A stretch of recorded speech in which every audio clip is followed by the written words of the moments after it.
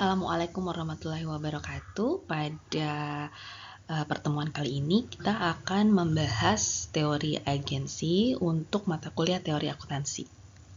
Yang pertama, kita akan bahas terlebih dahulu apa sih teori agensi, atau dalam bahasa Indonesia biasanya kita menyebutnya teori keagenan. Jadi, teori keagenan itu mendeskripsikan atau menggambarkan hubungan antara pemegang saham atau shareholders sebagai prinsipal dan manajemen sebagai agen. Jadi teori ini menggambarkan bagaimana sih hubungan antara kedua belah pihak tersebut. Kita dapat melihat hubungan antara agen dan prinsipal dari peran dari kedua belah pihak ini ya. Untuk prinsipal, itu perannya adalah menyediakan fasilitas atau dana atau modal untuk menjalankan perusahaan. Ya. Kemudian sebagai pihak yang memiliki modal, prinsipal ini memberikan wewenang atau memberikan kepercayaan kepada pihak agen untuk mengelola kekayaannya. Nah, sementara itu, agen atau manajemen itu merupakan pihak yang berperan sebagai pengelola atas dana atau fasilitas yang tadi diberikan oleh si prinsipal gitu ya. Dan pengelolaan itu dilakukan tentunya untuk kepentingan prinsipal, untuk memberikan keuntungan kepada prinsipal. Nah, karena agen merupakan pihak yang diberikan kepercayaan, maka agen pun harus mempertanggungjawabkan pekerjaannya kepada prinsipal. Jadi kalian bisa bayangkan sebetulnya teori agensi ini menggambarkan hubungan antara pemilik perusahaan dengan manajemen atau pihak-pihak yang dipercaya untuk menjalankan perusahaan. Nah, berikutnya kita akan membahas mengenai apakah ada permasalahan dalam hubungan agen dan prinsipal. Tentunya, agen dan prinsipal ini pasti akan terdiri dari dua atau lebih banyak orang ya, dengan berbagai pemahaman, kepentingan, dan pendapat, sehingga tidak akan terlepas dari permasalahan. Nah, apa saja sih permasalahan yang ada antara agen dan prinsipal? Dan permasalahan inilah yang nantinya akan menjadi satu fenomena atau satu momentum yang bisa dijadikan oleh para peneliti akuntansi untuk meneliti bidang-bidang akuntansi terkait teori agensi, begitu ya. Jadi ini yang akan bisa menjadi dasar bagi kalian kalau nanti tertarik dalam permasalahan di teori agensi untuk mengambil penelitian lebih dalam terkait masalah agen dan prinsipal. Oke, yang pertama, permasalahan antara agen dan prinsipal adalah adanya konflik kepentingan antara agen dan prinsipal. Jadi masing-masing pihak ini mempunyai perbedaan tujuan. Walaupun secara ideal tentunya seharusnya si antara agen dan prinsipal ini memiliki tujuan yang sama, tetapi seperti yang tadi saya katakan bahwa agen dan prinsipal itu terdiri dari dua orang atau lebih yang sifat dasar manusia itu berbeda-beda gitu ya, dan akan bisa berubah mungkin pada awalnya, di awal kesepakatan antara agen dan prinsipal ini memiliki tujuan yang sama, tetapi seiring dengan berjalannya waktu, ada berbagai hal yang mempengaruhi, bisa saja muncul perbedaan tujuan, sehingga terjadilah konflik kepentingan antara agen dan prinsipal tersebut. Ya.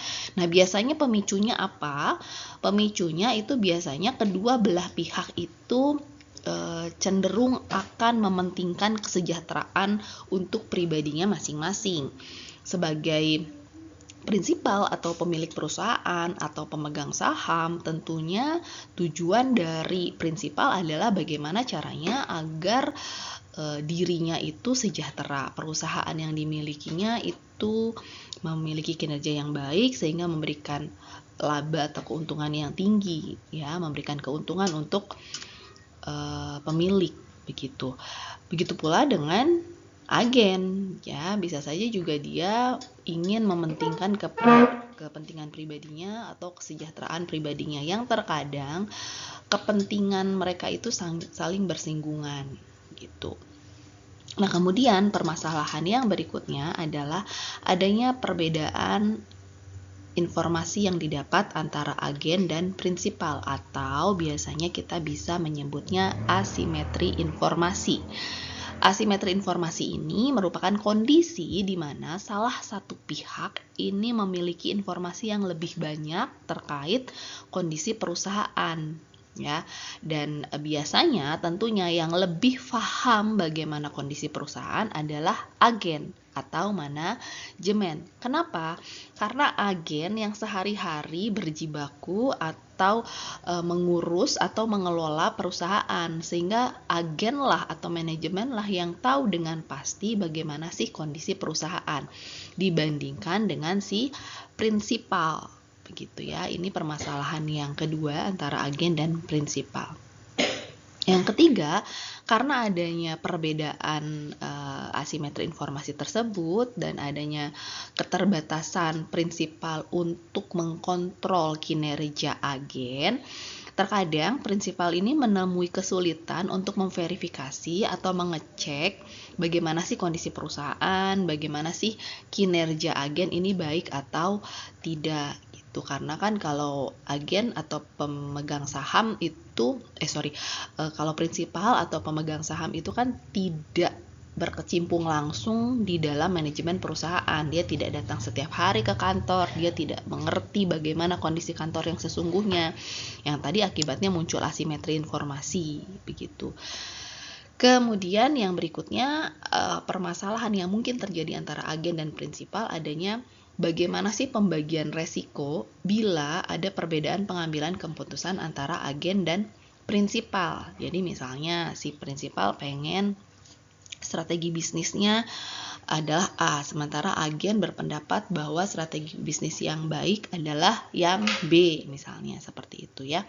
Kemudian karena agen merasa dia harus patuh terhadap prinsipal, ya mau tidak mau mungkin akan menjalankan prinsip yang diajukan atau strategi yang diajukan oleh prinsipal. Jadi melaksanakan strategi perusahaan yang A. Nah, jika terjadi resiko atau kegagalan, biasanya terkadang yang menjadi atau tuduhan atau yang harus bertanggung jawab biasanya ditujukan kepada si manajemen gitu, karena yang dianggap bertanggung jawab atas proses bisnis perusahaan adalah manajemen, walaupun misalnya ide atau strategi tersebut muncul dari prinsipal. Nah, kadang terjadi konflik di kondisi-kondisi seperti itu.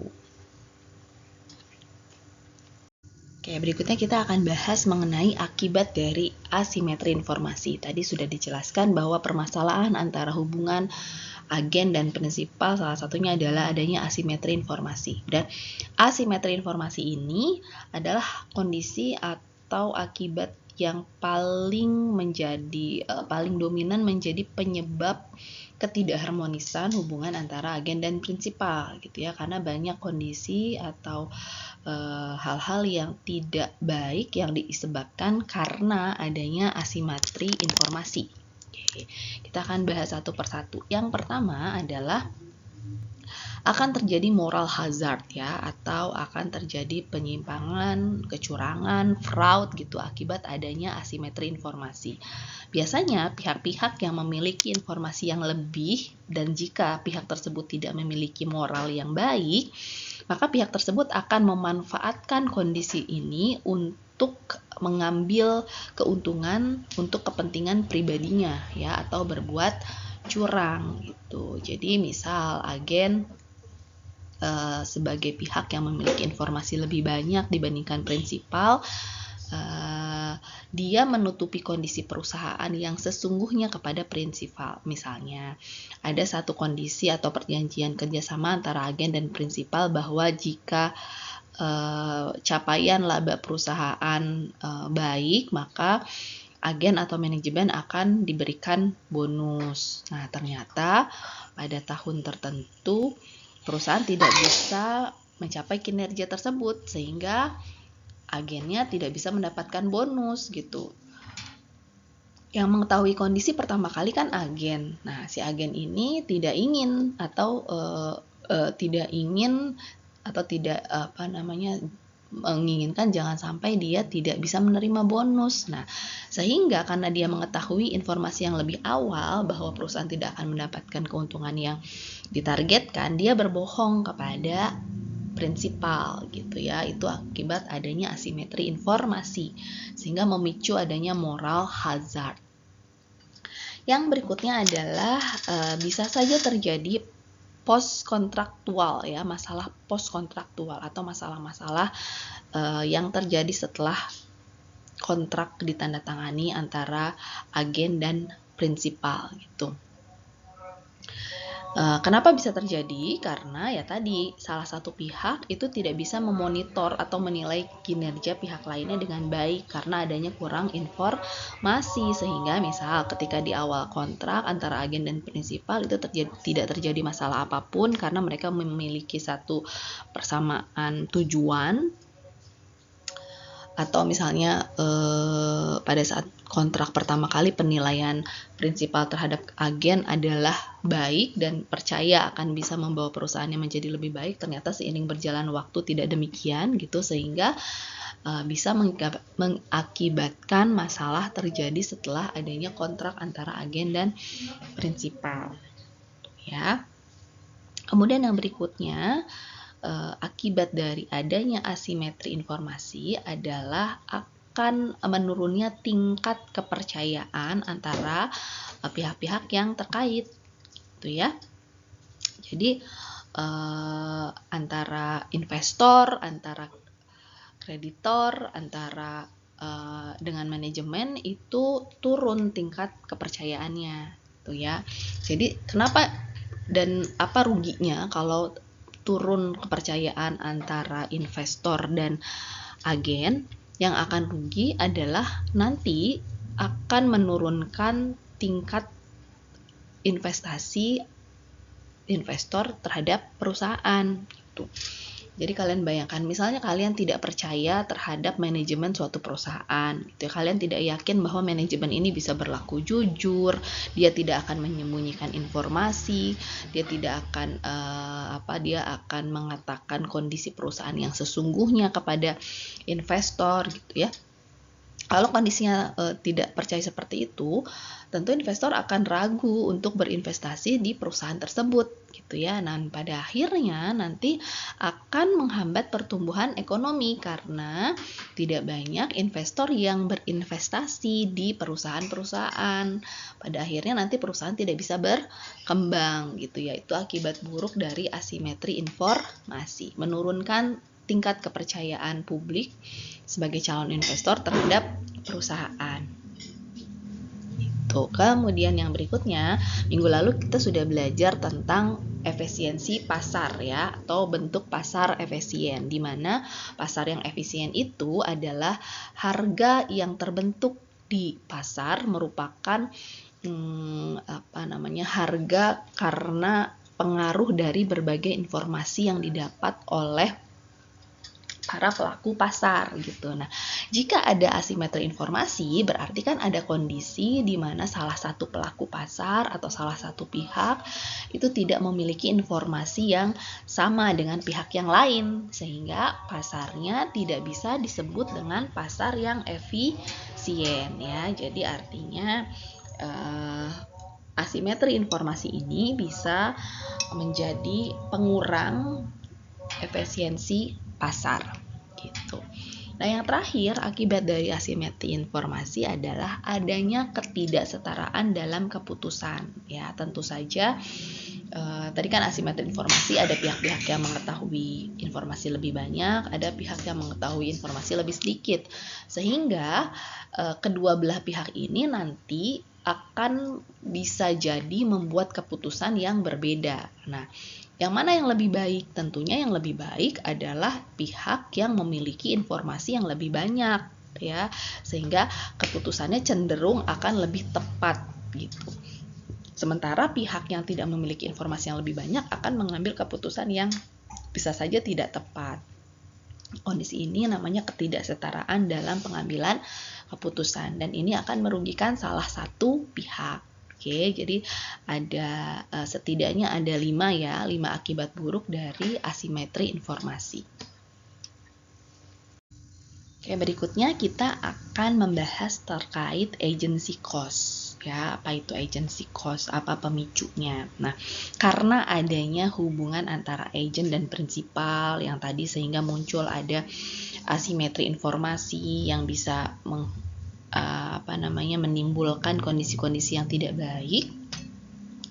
Maka ada satu langkah-langkah yang perlu diambil untuk mengurangi resiko-resiko yang muncul akibat adanya hubungan agensi tersebut ya. Jadi untuk mengurangi adanya asimetri informasi, untuk meningkatkan kembali kepercayaan, maka harus ada tindakan-tindakan yang dilakukan. Nah, tindakan-tindakan itu memerlukan biaya ya, atau langkah-langkah tersebut untuk mengurangi permasalahan antara agent dan prinsipal itu memerlukan biaya. Nah, biaya itu namanya adalah agency cost gitu ya. Kalau kita lihat bahasa teorinya, agency cost adalah biaya yang timbul karena adanya hubungan agensi di antara pihak yang terlibat dalam suatu bisnis atau organisasi gitu ya. Hubungan agensi itu apa tadi ya? Hubungan agensi terjadi ketika satu pihak yang disebut prinsipal menugaskan tugas kepada pihak yang lain disebut agen gitu ya. Nah, yang nantinya mungkin ada ketidakselarasan kepentingan antara prinsipal dan agen gitu. Nah, untuk menangani ketidakselarasan ini maka diperlukan beberapa langkah atau tindakan. Nah, tindakannya ini memerlukan biaya yang namanya agency cost. Nah, apa saja sih macam-macam biaya atau langkah-langkah yang memicu timbulnya agency cost? Yang pertama adalah biaya pengawasan atau monitoring cost ya. Nah, kenapa sih perlu ada pengawasan? Seperti kalau kita lihat di organisasi bisnis yang nyata, pengawasan ini mungkin diwakili dengan adanya dibentuknya unit pengendalian satuan pengendalian internal atau SPI gitu, atau misalnya meng-hire auditor independen gitu. Dan itu kan perlu biaya ya. Yang tujuannya apa sih perlu pengawasan? Karena si prinsipal ini ingin mengetahui bagaimana sih kinerja agen.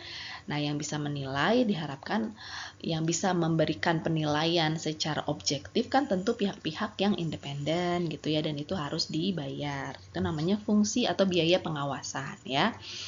Yang dipicu oleh kondisi di mana prinsipal itu perlu mengawasi agen untuk memastikan bahwa agen menjalankan tugasnya sesuai dengan kepentingan atau tujuan prinsipal gitu ya. Kemudian yang berikutnya ada namanya biaya kontrak dan penyusunan kontrak. Jadi kontrak ini adalah biaya untuk membuat perjanjian antara prinsipal dengan agen ya, seperti kontrak kerja dan lain sebagainya gitu ya. Karena kan salah satu cara untuk menjamin atau mengikat atau memastikan komitmen dari pihak-pihak yang bekerja sama adalah kita diikat dengan kontrak ya. Karena jadi ada di kontrak tersebut dijelaskan misalnya kewajiban pihak pertama apa, kewajiban pihak kedua apa, kemudian tanggung jawabnya apa, kemudian sanksinya apabila melanggar bagaimana gitu ya. Itu namanya biaya kontrak gitu ya. Nah, ada juga namanya yang mengistilahkan ada biaya keagenan atau agency expense. Apa sih agency expense? Agency expense adalah agen mungkin memiliki kepentingan pribadi yang berbeda dengan prinsipal ya. Dan tindakan agen yang bertentangan dengan kepentingan prinsipal dapat mengakibatkan kerugian. Nah, jadi kalau biaya keagenan ini bukan sesuatu yang harus dikeluarkan karena kondisi atau strategi yang nyata gitu ya. Kalau seperti tadi kan biaya pengawasan, ini biaya yang dikeluarkan memang atas strategi yang nyata ya, strategi yang dilakukan untuk memonitor atau mengawasi agen gitu. Nah, kalau biaya keagenan ini adalah biaya yang timbul atau kerugian yang timbul karena adanya pelanggaran dari salah satu pihak, dan biasanya yang melanggar itu adalah si pihak agensi gitu ya, atau pihak manajemen berbuat curang misalnya tadi yang seperti dicontohkan dalam kontrak ya, misalnya dalam biaya kontrak, dalam kontrak antara agen dan prinsipal itu dicantumkan bahwa ketika agen atau manajemen mencapai kinerja tertentu maka dia akan diberikan bonus begitu. Nah, ternyata pada saat berjalan proses bisnis, agen tidak mampu mencapai kinerja yang ditentukan sehingga dia tidak bisa mendapatkan bonus. Tetapi karena agen memiliki informasi yang lebih awal sehingga agen bisa meng-create informasi tersebut ya, sehingga melaporkan ke prinsipalnya informasi yang berbeda atau berbohong ya, dia menyembunyikan informasi yang sesungguhnya. Jadi yang seharusnya tadi dia tidak mendapatkan bonus, dia bisa mendapat bonus karena dia berbohong gitu ya atas kinerjanya. Nah, kan perusahaan jadi rugi ya, karena seharusnya perusahaan tidak mengeluarkan bonus, tetapi karena dia berbohong, karena agennya berbohong, maka perusahaan harus mengeluarkan bonus. Nah, kerugian atas kondisi tersebut, kerugian karena perusahaan harus membayarkan bonus yang sesungguhnya tidak menjadi kewajiban atau tidak harus dikeluarkan, itu namanya biaya keagenan. Gitu ya. Jadi berbeda dengan biaya pengawasan dan biaya kontrak. Kalau biaya pengawasan dan biaya kontrak kan memang biaya yang harus dikeluarkan karena ada satu tindakan atau strategi khusus ya. Kalau biaya keagenan dikeluarkan karena adanya kerugian atas kecurangan atau perbedaan pandangan antara agen dan prinsipal begitu. Oke, yang terakhir kita akan bahas penelitian-penelitian apa saja sih yang terkait agency teori ya. Jadi ini mungkin bisa menjadi ide untuk topik skripsi kalian yang didasari oleh teori agency ya. Yang pertama nih biasanya meneliti tentang pengaruh GCG dan struktur kepemilikan terhadap agency cost ya. Jadi kalau perusahaan ini, maksud penelitian ini, kalau perusahaan ini menerapkan GCG dan struktur kepemilikannya terbentuk dari kondisi tertentu, misalnya struktur kepemilikannya dimiliki oleh pemerintah berapa persen, oleh organisasi swasta berapa persen, itu gimana sih pengaruhnya terhadap agency cost begitu ya. Kemudian yang kedua adalah pengaruh mekanisme internal corporate governance terhadap biaya agensi, ini mirip-mirip ya. Kemudian pengaruh ukuran perusahaan, umur perusahaan, profitabilitas dan leverage terhadap manajemen laba. Ini yang berhubungan dengan teori agensinya adalah di manajemen labanya, bisa jadi di manajemen laba. Kenapa? Misal karena agen ingin mendapatkan kompensasi bonus yang tinggi, maka dia melakukan manajemen laba gitu. Kemudian yang ini pengaruh asimetri informasi GCG terhadap manajemen laba, ini udah pasti ya. Jadi ini meneliti apakah jika perusahaan memiliki asimetri informasi yang tinggi itu maka manajemennya akan cenderung melakukan manajemen laba yang tinggi juga atau sebaliknya gitu. Kemudian pengaruh kompensasi bonus terhadap manajemen laba, pengaruh kepemilikan manajerial terhadap manajemen laba. Ini hanya beberapa dari topik-topik yang kalian bisa angkat yang dasarnya adalah teori keagenan atau teori agensi. Masih banyak topik yang lain yang bisa kalian ambil ya, yang bisa kalian gali jika kalian memang tertarik meneliti tentang teori agensi untuk skripsi kalian nanti. Oke, baik, terima kasih. Materi kita berakhir untuk teori agensi. Semoga apa yang saya paparkan ada manfaatnya untuk kalian semua ya. Wassalamualaikum warahmatullahi wabarakatuh.